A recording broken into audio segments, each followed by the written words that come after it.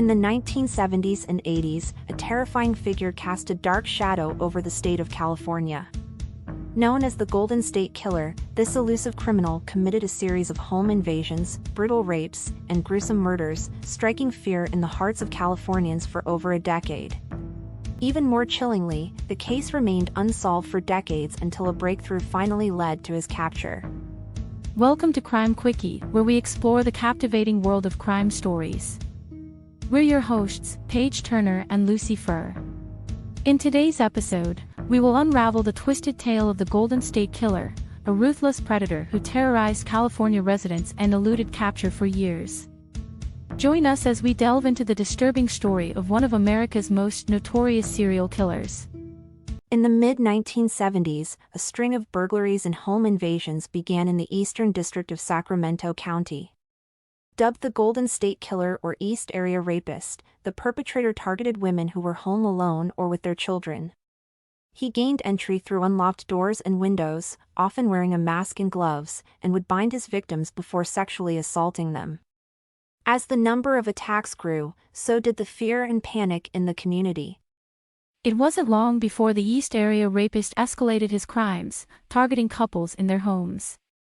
He would incapacitate the male partner, often by tying him up and placing dishes on his back, threatening to kill both victims if he heard the dishes fall.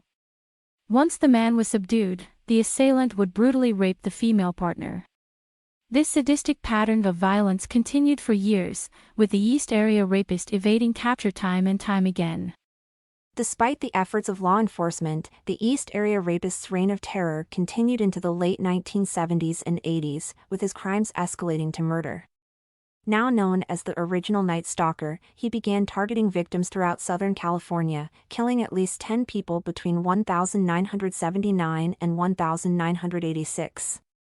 The horrifying attacks shared many similarities with the East Area Rapist's earlier crimes, including the meticulous planning, the binding of victims, and the sadistic violence.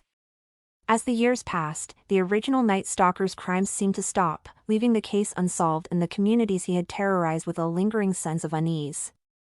It wasn't until the advent of advanced DNA testing techniques that a break in the case would finally come. In the early 2000s, investigators linked the East Area Rapist and original Night Stalker cases through DNA evidence, confirming that they were indeed the work of the same individual.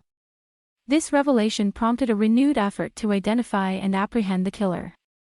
In 2016, the FBI announced a $50,000 reward for information leading to the arrest and conviction of the Golden State Killer, a moniker coined to encompass both the East Area Rapist and original Night Stalker crimes. The renewed publicity around the case led to a surge of tips and information, but it was the advent of genealogy websites that ultimately provided the key to solving the decades-long mystery. Using DNA evidence from crime scenes, investigators turned to genealogy databases to construct a family tree for the Golden State Killer. After an exhaustive search, they narrowed their focus to Joseph James DeAngelo. In April 2018, they obtained a sample of his DNA from a discarded item and confirmed that it matched the DNA from the crime scenes. DeAngelo was arrested at his home in Citrus Heights, California, putting an end to the decades-long hunt for one of America's most elusive and dangerous serial predators. The subsequent trial and media coverage revealed the full extent of DeAngelo's crimes, spanning from 1974 to 1986 and encompassing at least 13 murders, 50 rapes, and over 100 burglaries.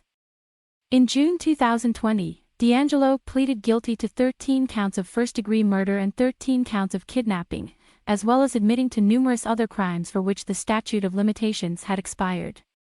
In August 2020, he was sentenced to life in prison without the possibility of parole. The Golden State Killer's capture and conviction brought a measure of closure to the victims and their families, as well as the communities he had terrorized for so long. It also served as a stark reminder of the persistence of law enforcement and the power of modern technology to solve even the most seemingly unsolvable cases. That's it for this episode of Crime Quickie. A quick preview of our next episode. On a hot summer night in Southern California during the mid-1980s, a new kind of terror gripped the unsuspecting residents. A merciless predator stalked the streets, invading homes, and striking fear into the hearts of the people. This is the haunting story of Richard Ramirez, the Night Stalker.